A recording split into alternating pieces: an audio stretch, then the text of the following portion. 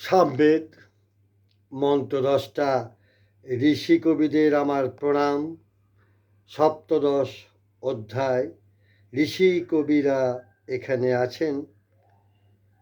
সুনস্যেব, আজিগর্তি, Madhuchhanda, বৈশ্বামিত্র, সংযু, বৃহস্পত্য, Vashishtha, মৈত্রাবরুণী, Bamdev, Gautam, RAB, সুনু, কাশ্যপদ্বয়, নিবেদ, আঙ্গিরস, গোশক্তি, অশ্বশক্তি, কান্নায়ন, সুতকক্ষ বা সুকক্ষ আঙ্গিরস, বিরূপ আঙ্গিরস, বৎসকার্ণ এবং আরেকজন অজ্ঞাত। 14 জন। আমি কয়েকটি স্তোত্র পাঠ করব।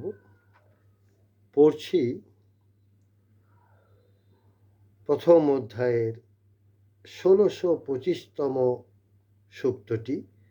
হে বিষ্ণু, এখানে বিষ্ণু সূর্য। এই যে তুমি বললে আমি বাল রশ্মি সমূহের দ্বারা পরিবেষ্টিত, অর্থাৎ উদয়কালীন রশ্মি সমূহের দ্বারা পরিবেষ্টিত, এই কি তোমার একমাত্র রূপ? তুমি সংগ্রামে, অর্থাৎ তোমার স্বধর্ম রক্ষার জন্য যে সংগ্রাম, সেই সংগ্রামে সূর্যের মধ্যদিনকালের রূপ। তুমি সংগ্রামে অন্য রূপ ধারণ করে থাকো, আমাদের কাছে তোমার সেই অন্য রূপ প্রকাশিত করো। পড়ছি দ্বিতীয় খণ্ডের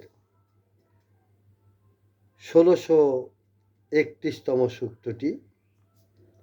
হে সোম, তুমি তারপর সারা রাত ধরে পরিষ্কৃত হয়ে অন্নদানের ইচ্ছে করে জলে স্নান করে উঠলে, যখন বৃষ্টি প্রেরণের উদ্দেশ্যে সূর্যদেবের বৃষ্টি প্রদান বিষয়ক বুদ্ধি সকল হরিকে, অর্থাৎ তোমাকে প্রাপ্ত হলো। পড়ছি তৃতীয় খণ্ড থেকে 1641।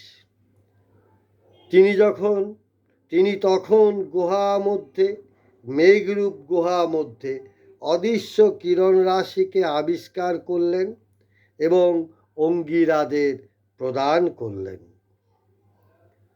অর্থাৎ কিনা জৈব উপাদানের কারণ সমূহকে আলোক রশ্মি প্রদান করলেন। তারপর বলকে মানে মেঘকে অধগামী করে বৃষ্টিপাতের ব্যবস্থা করলেন। পড়ছি চতুর্থ খণ্ড থেকে 1651তম ঋক।